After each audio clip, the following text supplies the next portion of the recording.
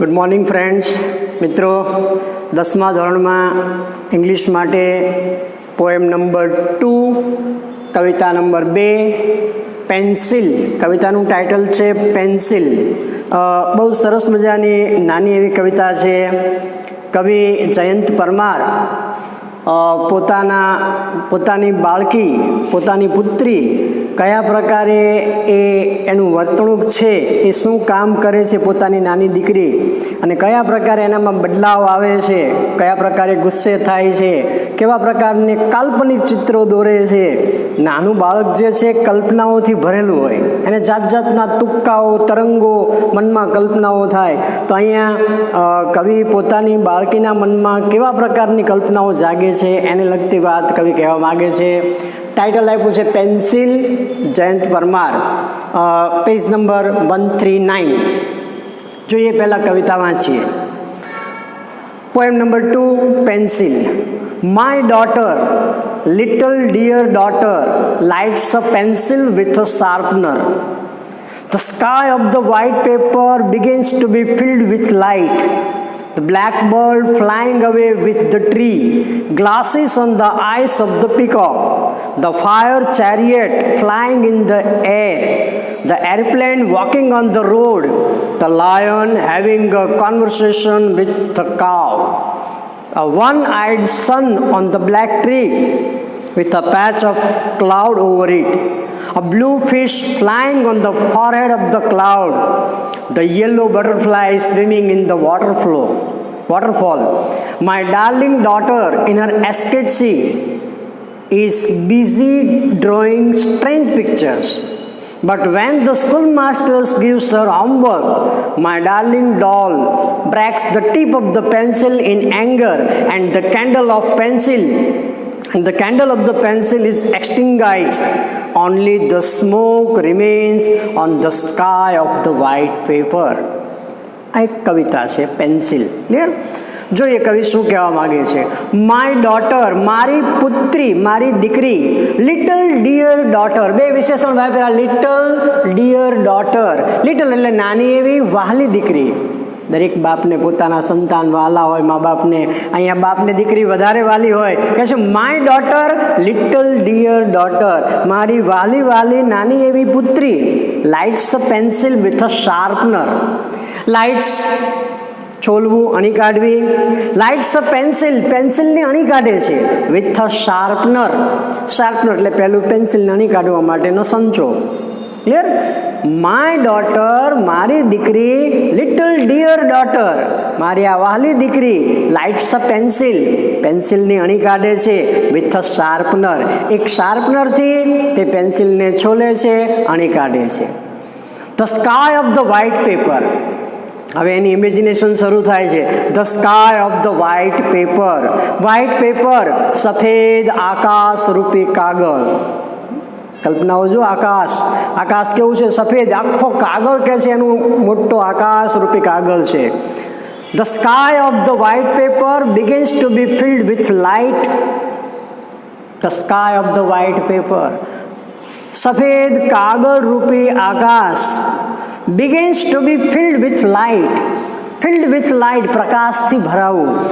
એનો જે કાગળ જે છે, સફેદ આકાશ રૂપી કાગળ જે છે, it begins to be filled with light. તે એકદમ પ્રકાશથી કહે છે ભરાઈ જાય છે. અને એ સફેદ કાગળમાં, એ ચમકતા કાગળમાં filled with light means full of imagination, કલ્પનાઓથી ભરપૂર. હવે એ કલ્પનાઓ કેવી થાય છે? The black bird flying away with the tree. સફેદ કાગળમાં, આકાશરૂપી કાગળમાં તે હવે કેવા પ્રકારના ચિત્રોની કલ્પના કરે છે. ધ બ્લેક બર્ડ ફ્લાઇંગ, કાળું પક્ષી ઉડી રહ્યું છે. Flying away with the tree, ઝાડ સાથે. એ કાળું પક્ષી ઝાડ સાથે ઉડે છે. પક્ષી ઝાડ ઉપર બેઠું હોય તો પક્ષી ઉડે તો માત્ર પક્ષી એકલું જ ઉડે, ઝાડ ત્યાં ઊભું રહે. અહીંયા આ કવિની પુત્રીને એવી કલ્પના થાય છે, એ આકાશરૂપી સફેદ કાગળમાં આવા પ્રકારની કાલ્પનિક ચિત્રો દોરવાના પ્રયત્ન કરે છે મનોમન. શું કહે છે? ધ બ્લેક બર્ડ ફ્લાઇંગ, કાળું પક્ષી. ફ્લાઇંગ અવે, દૂર ઉડી ગયું. With the tree. વૃક્ષ સાથે, ઝાડ સાથે કાળું પક્ષી ઉડી ગયું, આવી એની કલ્પના થાય છે. Glasses on the eyes of the peacock. Glasses ચશ્મા, glasses on the eyes of the peacock, એ મોરની આંખો પર ચશ્મા પહેરાવે છે, આવું ચિત્ર એ બનાવે છે, એવી એ મનોમન કલ્પના કરે છે.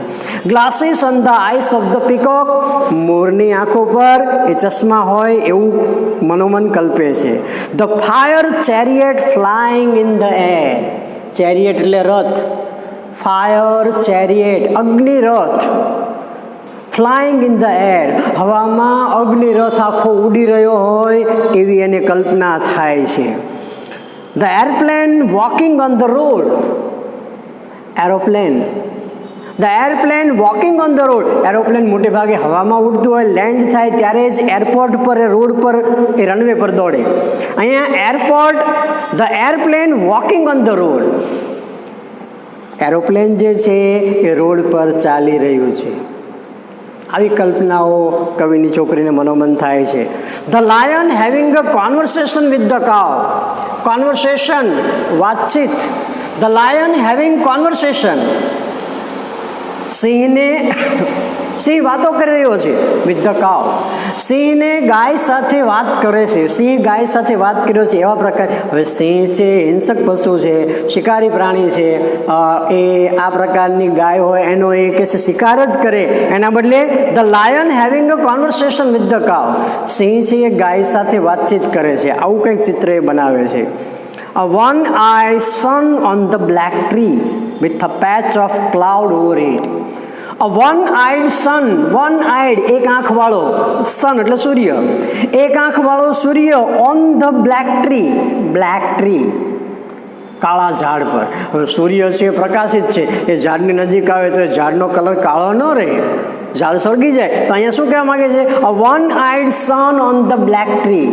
કાળા વૃક્ષ પર એક આંખ વાળો સૂર્ય, with a patch of cloud over it, અને એના પર એક વાદળનું થીગડું છે. પેચ એટલે થીગડું.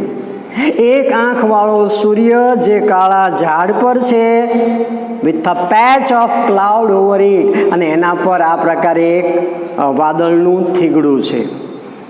A blue fish flying on the forehead of the cloud. A blue fish flying, એક ભૂરી માછલી તરી રહી છે, ઉડી રહી છે. માછલી તરે, ફ્લાઇંગ એટલે ઉડવું, અહીંયા સ્વિમિંગ હોય તો તરવું થાય. અ બ્લુ ફિશ ફ્લાઇંગ, એક ભૂરી વાદળી ઉડી રહી છે, on the forehead of the cloud. Forehead એટલે કપાળ, ક્લાઉડ એટલે વાદળ. વાદળના કપાળ પર, વાદળમાં એક આવા પ્રકારની માછલી ઉડી રહી છે. માછલી વાદળમાં ઉડે, માછલી પાણીમાં તરે, પાણી નીચે હોય, વાદળ ઉપર હોય. કવિ કહે છે મારી છોકરીને આવી બધી કલ્પનાઓ થાય છે. A blue fish flying on the forehead of the cloud. વાદળના કપાળમાં આ પ્રકારે એક ભૂરી માછલી ઉડી રહી છે. ધ યલો બટરફ્લાય, યલો એટલે પીળું, બટરફ્લાય પતંગિયું, એક પીળું પતંગિયું, swimming in the waterfall. Waterfall એટલે પાણીનો ધોધ, બહુ જ ઊંચાઈથી પુષ્કળ પ્રમાણમાં પાણી ગતિ સાથે નીચે પડતું હોય, દેટ ઇઝ કોલ્ડ વોટરફોલ, એને પાણીનો ધોધ કહેવાય. ધ યલો બટરફ્લાય, એક પીળું પતંગિયું, સ્વિમિંગ તરી રહ્યું છે, ઇન ધ વોટરફોલ, પાણીના ધોધમાં એક પતંગિયું તરી રહ્યું છે. વિચાર કરો પતંગિયું કેટલું નાજુક હોય, કોમળ હોય, ડેલિકેટ હોય, અને એ આ પાણીના ધોધમાં તરી રહ્યું હોય. It is not possible. પણ કવિની પુત્રીને આવા પ્રકારની કલ્પનાઓ થાય છે. તો yellow butterfly swimming in the waterfall, એક પીળું પતંગિયું પાણીના ધોધમાં તરી રહ્યું છે. માય ડાર્લિંગ ડોટર, કવિ કહે છે માય ડાર્લિંગ, ડાર્લિંગ એટલે વાલી, માય ડાર્લિંગ ડોટર, મારી વાલી દીકરી, ઇન હર એસ્કેટસી. એસ્કેટસી એટલે અત્યંત ખુશી, એકદમ માણસ ખુશ થઈ જાય, જોરદાર ખુશી હોય છે ને ત્યારે એને એ અવસ્થા કહેવાય, એસ્કેટસી.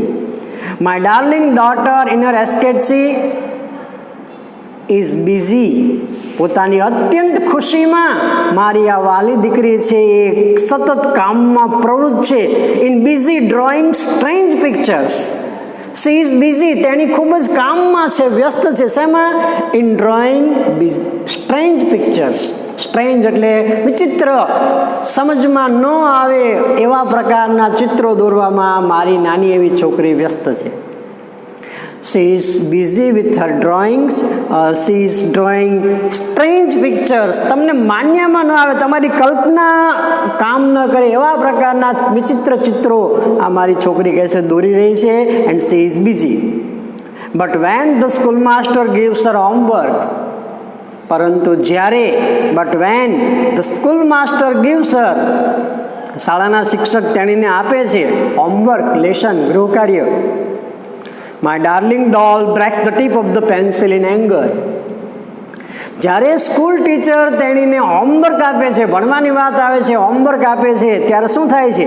But when the school master gives her homework, my darling doll, મારી આ વાલી દીકરી, breaks the tip of the pencil, breaks તોડી નાખે છે, the tip of the pencil, tip એટલે ઉપરનો ભાગ, પેન્સિલ એટલે પેન્સિલનો, પેન્સિલનો ઉપરનો ભાગ અણી જે છે મારી આ છોકરી ગુસ્સામાં ઇન એંગર તોડી નાખે છે. Earlier she was in her ecstasy, અગાઉ તેણી તેની અત્યંત ખુશીમાં હતી. She was drawing strange pictures, તેણી સરસ મજાના આવા ચિત્ર વિચિત્ર ચિત્રો દોરી રહી હતી. But when the school master gives her homework, પરંતુ જ્યારે સ્કૂલના શિક્ષક તેણીને આ પ્રકારે હોમવર્ક આપે છે, તેણી શું કરે છે, કેવું રિએક્શન આપે છે? My darling doll breaks the tip of the pencil, મારી આ વાલી દીકરી જે છે એ પેન્સિલનો ઉપરનો ભાગ એટલે કે એની અણી જે છે એ બ્રેક્સ તોડી નાખે છે in anger. Now she is angry, હવે તેણી ગુસ્સામાં છે. અગાઉ તેણી ચિત્રો વિચિત્ર દોરવામાં ખૂબ જ આનંદમાં હતી, હવે તેણી ખૂબ જ ગુસ્સામાં છે. Breaks the tip of the pencil in anger and the candle of the pencil is extinguished. And the candle of the pencil, અને પેન્સિલની આ જે જ્યોત હતી, એક પ્રકારનો પેન્સિલની અણીનો આકાર કંઈક આ પ્રકારનો થાય તો કે છે and the candle of the pencil, અને પેન્સિલની જે આ જ્યોત હતી ઇઝ એક્સટિંગાઇઝ્ડ. એક્સટિંગાઇઝ એટલે બુઝાઈ જવું. એ પેન્સિલની જ્યોત છે એ બુઝાઈ જાય છે, પેન્સિલની અણી છે એ તૂટી જાય છે. ગુસ્સામાં ને ગુસ્સામાં તેણી પેન્સિલની અણી તોડી નાખે છે. ઓનલી ધ સ્મોક રિમેન્સ, અને જ્યારે કોઈ પણ જ્યોત બુઝાય, કોઈ પણ સળગતી જ્યોત હોય એકદમ બુઝાઈ જાય ત્યારે એમાંથી ધુમાડો નીકળે. તો અહીંયા જે પ્રકારે એની જે કલ્પના ભરેલી વાતો જે હતી અને પોતે જે પેન્સિલથી સ્ટ્રેન્જ પિક્ચર્સ દોરી રહી હતી, અચાનક જ સ્કૂલ માસ્ટરે તેણીને આ પ્રકારે હોમવર્ક આપ્યું અને તેણી ગુસ્સે થઈને she breaks the tip of the pencil, પેન્સિલનો ઉપરનો ભાગ તેણી તોડી નાખે છે ઇન એંગર. ગુસ્સામાં ને ગુસ્સામાં એ પેન્સિલ તોડી નાખે છે. And the candle of the pencil is extinguished, પેન્સિલની અણી તૂટી ગઈ એટલે હવે ચિત્રનું સર્જન કરવાનું બંધ થઈ ગયું, કારણ કે પેન્સિલની અણી જ નથી, તેણીએ તોડી નાખી. મીન્સ એની કલ્પનાઓ ત્યાં બંધ થઈ ગઈ. વિચિત્ર કલ્પનાઓ જે એના મનમાં આવતી હતી, પક્ષી, કાળું પક્ષી ઝાડ સાથે ઉડી જાય છે, અગ્નિરથ હવામાં ઉડે છે, મોરની આંખો પર એ ચશ્મા બનાવે છે, આવા જાત જાતના પીળું પતંગિયું છે પાણીના ધોધમાં તરી રહ્યું હોય છે, માછલી વાદળમાં ઉડી રહી હોય છે, આવા પ્રકારના જે કાંઈ વિચિત્ર ચિત્રો, વિચિત્ર કલ્પનાઓ તેને આવતી હતી એ બધી એકદમ સ્ટોપ થઈ જાય. Because she is not ready to do the homework. She is not happy with the schoolmaster. She is happy only in drawing busy picture. So in anger, she breaks the tip of the pencil and the candle of the pencil is extinguished. અને આજે candle of the pencil, પેન્સિલની જે જ્યોત હતી એ કહે છે બુઝાઈ જાય છે. Only the smoke remains, અને મેં તમને કીધું એમ કોઈ પણ જ્યોત જ્યારે આકસ્મિક રીતે બુઝાય ત્યારે માત્ર એનો ધુમાડો જ રહે છે. તો અહીંયા ઓનલી ધ સ્મોક રિમેન્સ, માત્ર ધુમાડો રહે છે on the sky of the white paper. અગાઉ જે આખું સફેદ કાગળ રૂપે જે આકાશ હતું એ આકાશમાં હવે ચિત્રો, વિચિત્ર ચિત્રોની કલ્પનાઓ આ છોકરીની રહેતી નથી. તેણી ગુસ્સામાં ને ગુસ્સામાં પોતાની કલ્પનાઓને સ્ટોપ કરી દે છે, પેન્સિલની અણી તોડી નાખે છે અને કવિ છેલ્લે કહે છે ઓનલી ધ સ્મોક રિમેન્સ, માત્ર હવે ધુમાડો જ રહે છે on the sky of the white paper. Earlier the white paper was full of pictures but now the pencil is not having its tip. the candle of the pencil is extinguished, so the only the white paper remains. There is no any picture at all. So the poet wants to say that, કવિ એવું કહેવા માંગે છે કે the little daughter was happy with her imagination, she was busy with her pictures, but when the schoolmaster gives her homework, she is not happy, she breaks the pencil. So every child remains happy in its imagination, but when you give some task to the child is not happy, and that's why the child stops its creativity. That kind of a message the poet conveys from the to the poem Pencil. આ પ્રકારનો message કવિ આ કવિતા દ્વારા આપવા માગે છે. તૈયાર કરજો ગ્લોસરી, કવિતાનું ટ્રાન્સલેશન 1-2 વખત કરજો, અને સવાલ જે કાંઈ આપ્યા છે ટ્રુ ફોલ્સ આપ્યા છે બધા પૂરા કરજો. ઓકે.